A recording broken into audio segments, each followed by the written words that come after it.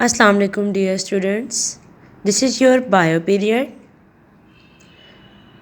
and we are going to start exercise of chapter number 2.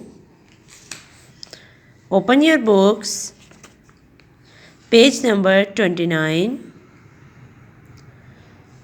MCQs of chapter number 2, solving a biological problem.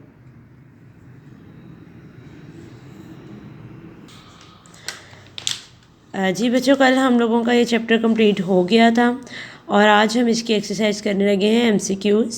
MCQ number 1 है, which one of the following is correct sequence in biological method. Biological method में इन सब option में से correct sequence कौन सा है. तो बच्चों, आप लोग जानते हैं कि सबसे पहले हम ऑब्जर्वेशंस, फिर hypothesis, then deduction, then experimentations को देखते हैं. तो ये Charlie option is the correct one. जी, आपका सी ऑप्शन जो है वो करेक्ट है. नेक्स्ट आप MCQ देखें. MCQ नंबर 2 है, which one of these is not a characteristic of hypothesis. इन सब में से सारी हाइपोथेसिस की करेक्टरिस्टिक्स हैं सिवाय एक के. वो कौन सी है? जी आप देखें, टेस्टेबल भी होनी चाहिए, मेक प्रिडिक्शंस भी होनी चाहिए, मस्ट बी करेक्ट. करेक्ट नहीं हो सकती, ये बात ज़रूरी नहीं है कि आपके पास हाइपोथेसिस जो है वो करेक्ट हो. तो this option, C option is right option. Okay, ये हाइपोथेसिस की करेक्टरिस्टिक नहीं है. नेक्स्ट आप MCQ 3 देखें. At which point is biologist most likely to use reasoning. किस पॉइंट पे बायोलॉजिस्ट रीजनिंग को यूज़ करना चाहते हैं? तो जाहिर है हाइपोथेसिस बनाते वक्त, ये आपने हाइपोथेसिस वाले टॉपिक में पढ़ा था, ड्यूरिंग हाइपोथेसिस फार्मूलेशन साइंटिस्ट जो है वो रीजनिंग को अपनाना चाहते हैं. तो इसका बी ऑप्शन करेक्ट है. MCQ नंबर 4 है, a hypothesis must be testable to be scientifically valid. Being testable means, अगर एक हाइपोथेसिस के बारे में कहा जाए कि वो टेस्टेबल है, यानी कि उसको टेस्ट करने की ज़रूरत है, तो यहाँ पे टेस्टेबल का क्या मतलब है? टेस्टेबल का मतलब है some observations could prove the hypothesis incorrect. मतलब उसका टेस्ट होने चाहिए, उसकी एक्सपेरिमेंट्स होने चाहिए, क्योंकि उसकी बहुत सारी ऑब्जर्वेशंस जो हैं, कुछ ऑब्जर्वेशंस उसकी इनकरेक्ट भी हो सकती हैं हाइपोथेसिस की. This is the right option, alpha. A option is right. बाकी इनमें से कुछ भी नहीं है कि हाइपोथेसिस रॉन्ग नहीं साबित हो जाती. टेस्ट करने का ये मतलब नहीं है कि हाइपोथेसिस रॉन्ग ही साबित होगी, और ये भी वही चीज़ है. तो ए ऑप्शन आपका जो है वो ठीक है. नेक्स्ट 5 MCQs देखें.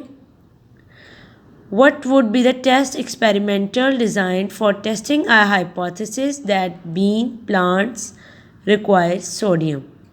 अब उन्होंने कहा है, ये बेस्ट एक्सपेरिमेंट एक किया गया एक हाइपोथेसिस को टेस्ट करने के लिए कि बीन प्लांट को, यानी कि जो लोबिया का पौधा है, उसको सोडियम की ज़रूरत है. क्या हम ऐसा टेस्ट करेंगे जिससे हमारी ये हाइपोथेसिस जो है वो क्लियर हो जाए? जाहिर है हम यही उसके बारे में करेंगे स्टडी. सोडियम के बग़ैर उस प्लांट का जो बीज है उसको ग्रो करके देखें तो हमें आइडिया हो जाएगा कि सोडियम इसको रिक्वायर है या नहीं. अगर तो ठीक वो पौधा बढ़ गया, इसका मतलब सोडियम हम इसको रिक्वायर नहीं थी. लेकिन अगर वो पौधा नहीं ठीक बढ़ा, इसका मतलब साफ साफ वाज़ेह है कि सोडियम जो है वो इस प्लांट को रिक्वायर थी. तो इसका ऑप्शन देखें, grow bean plant with and without sodium. एक जगह पे आप सोडियम के साथ उस बीन प्लांट को ग्रो करके देखें और एक जगह सोडियम के बगैर, तो आपको आइडिया हो जाएगा कि इज़ सोडियम रिक्वायर और not. Okay, B option is correct. 6th MCQ देखें. A gardener sees a large snake nearby. एक गार्डनर ने एक अपने करीब ही एक बड़ा सांप देखा. He knows that generally snake sting. और वो जानता है कि जो आम तौर पे सांप जो हैं वो डंक मारते हैं, सांप जो है वो डस लेते हैं. So the gardener ran away. इसलिए जो गार्डनर है वो भाग गया. अब गार्डनर ने क्या चीज़ उसने फॉलो की?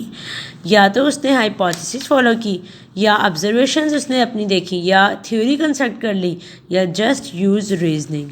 उसने सिर्फ रीजनिंग का यूज़ किया, यानी कि उसने एक बस वजह तलाश की और वो भाग गया. ठीक है.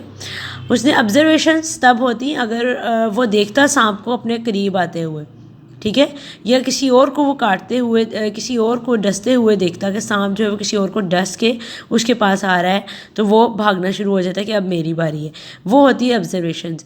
लेकिन और थ्योरी और हाइपोथेसिस के बारे में आप जानते हैं कि वो तो फिर आगे की चीज़ें आ जाती हैं।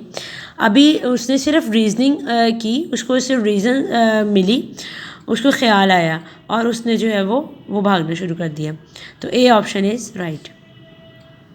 नेक्स्ट 7 देखिए MCQ. Scientific theory has which of the following properties, इसमें से साइंटिफिक थ्योरी की कौन सी प्रॉपर्टी है, ठीक है। अच्छा, it agrees with available evidence, it has been absolutely proven, it does not to be altered in light of new evidences, it can not be rejected. जो एक साइंटिफिक थ्योरी है उसको रिजेक्ट नहीं किया जा सकता, वो हर तरह से जो है वो ओके हो जाती है, ठीक है, बस उसने लॉ ही अब बनना होता है। तो this is the right option B. Experimentation is only a step of scientific process, but it is very important because it always experimentation जो है वो एक बहुत important step है, लेकिन ये इम्पॉर्टेंट है, लेकिन क्यों हमेशा, क्यों ये ज़्यादा इम्पॉर्टेंट है, बिकॉज बी ऑप्शन है इसका, allows rejection of some alternative hypothesis, क्योंकि और एक्सपेरिमेंटेशन करके हम हाइपोथेसिस को रिजेक्ट कर सकते हैं, इसलिए जो है ये एक इम्पॉर्टेंट स्टेप है। इसका B option is correct answer. Next page number 30 open कर लें। जी बच्चों देखिए MCQ number 9, you are testing a hypothesis. Students, आप एक हाइपोथेसिस को टेस्ट करने जा रहे हैं कि students learn more if they drink tea before sitting for study. बच्चे जो वो ज़्यादा सीखेंगे अगर वो पढ़ने से पहले, पढ़ाई से पहले, स्टडी करने से पहले एक कप चाय पी लें। Your 20 experimental students drink tea before study. आपके 20 स्टूडेंट्स ने जो है वो स्टडी से पहले चाय पी। You test their learning by giving questions, और आपने उनको क्वेश्चंस दे के उनको टेस्ट करना शुरू किया कि इनकी पढ़ाई ज़्यादा अच्छी हुई है, इन्होंने ज़्यादा लर्न किया है या दूसरों ने। Your 20 students of control group should have all experimental condition identical to the experimental group except that. अब आपके वो जो 20 स्टूडेंट्स हैं